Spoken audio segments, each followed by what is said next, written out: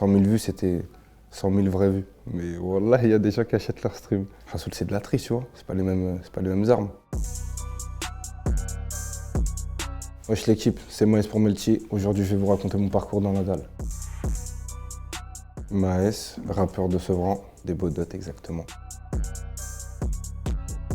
Je suis né dans la musique. J'ai commencé la musique fin collège, 13-14 ans. J'avais un groupe officieux. On essayait de se concurrencer dans les textes, celui qui avait les meilleurs punchlines, les meilleurs textes. Au tout départ, c'était un passe-temps. Mais comme tout passe-temps et toute passion, si on arrive à vivre de sa passion, c'est un rêve. Je me disais pas que c'était atteignable, comme le football. Quand j'ai réussi dans la musique, j'étais content. Parce que le football, ça l'a pas fait.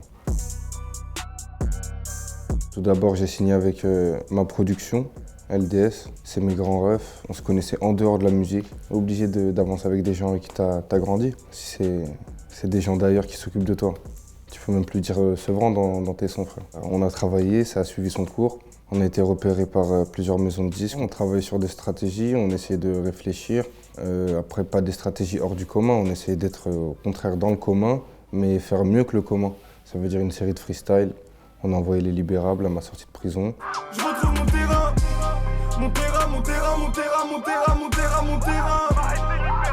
Petit à petit, ça a pris, c'est pas venu comme ça. En amont, on avait travaillé, on avait déjà envoyé des clips avant mon incarcération. Et moi-même, quand je suis arrivé en prison, il y avait déjà, tu vois, des gens du département et tout qui me connaissaient, entre guillemets, musicalement, tu vois. Ah ouais, lourd, j'aime bien ce que tu fais. Ça veut dire 100 000 vues, c'était 100 000 vraies vues. Mais wallah, il y a des gens qui achètent leur stream. Rassoul, c'est de la triche, tu vois. C'est pas les mêmes armes.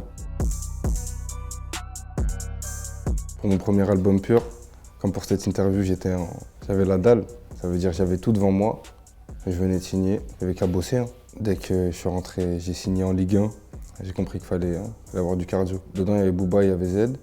Et j'avais déjà fait des feats avec des artistes de la ville comme Daps. J'avais fait avec Sigrek et Dixon. Ah, c'est des feats de la ville, tu connais, hein, la cité. Moi, j'étais en mode, s'il fait disque d'or, je suis content. Il est bientôt double platine. Il n'a pas la même vie que le Maes d'avant, ça serait mentir. Mais il a la même mentale qu'avant. Ça veut dire, je fais plus de bêtises, je vends ma musique, je vends pas autre chose. Je demande à ma mère, je lui dis déménage, je te prends un pavillon et tout, elle me dit non, je reste à la cité. Moi, je vis plus à Sevran, il faut que j'augmente mon train de vie. Je suis entre le Maroc et la France. Je suis papa, je vais pas faire grandir ma fille au Beaudots. C'était un ancien rappeur, il s'appelait Larsen. Il m'avait dit, tu sais, avant, nos parents, ils avaient peur que nous, t'as vu, dès qu'on sorte, on marche sur les seringues. Maintenant, j'ai peur que ma fille tombe dans la piscine. C'est d'avoir rendu fier ma mère, mes parents, ma famille, ceux qui m'entouraient, ceux qui ont cru en moi. Autour de moi, oui, il y en a qui ont changé. Il y a beaucoup de jaloux dans la ville, comme je dis dans un de mes sons, Berlin Noir. Trop de jaloux dans la ville, on t'aime bien quand t'as pas. Y a plusieurs gueules, t'en fais pas. On t'aime bien quand t'as pas, tu sais, quand t'as pas beaucoup, tu déranges pas, mais quand tu commences à générer un peu de notoriété, je parle même pas d'argent, tu vois, ça commence à déranger. Le mieux, c'est de gérer avec les paroles. Je vais au studio, on travaille, hein. Tu connais, j'écoute des prods, je gratte, je commande du Uber Eats, je mange. J'essaie de mettre des points sur maintenant, sur ma vie actuelle. Je pense même à mon futur des fois dans mes sons. Je parle aussi de ce que mes potes y vivent et de ce que les petits jeunes maintenant vivent.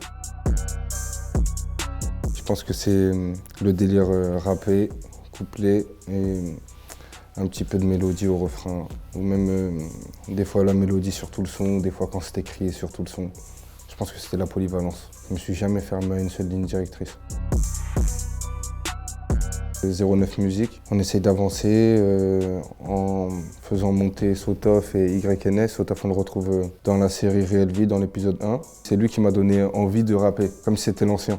Et YNS, j'aime beaucoup ce qu'il fait, pour moi c'est l'un des plus forts. Il a juste pas beaucoup de visibilité, mais c'est l'un des plus forts. Le 4e, dans la logique, j'espère. La suite, ça va être normalement une tournée. On va continuer d'envoyer des clips et on bosse encore sur des prochains projets. Bien sûr, bien sûr. Il y en a plein, ils vivent de leur passion. Marie vit de sa passion. Toi aussi, tu vois. Ça dépend quelle passion, tu sais. Une passion, c'est pas obligé que ça soit un truc de ouf. Hein. Il y en a, ils sont plombiers, ils aiment grave la plomberie, ils aiment grave bricoler, tu vois. Du moment que tu te sens bien, tu vois pas le temps passer quand tu es au travail, ça veut dire que tu as réussi ta vie. Hein. Le rap, c'est bien, l'école, c'est mieux. Mais franchement, force à eux, tu connais. Faut vraiment pas lâcher, travailler, même si ça prend du temps. Des fois, ça peut être rapide pour certains, des fois, ça prend du temps pour d'autres. Mais c'est un marathon, c'est pas un sprint.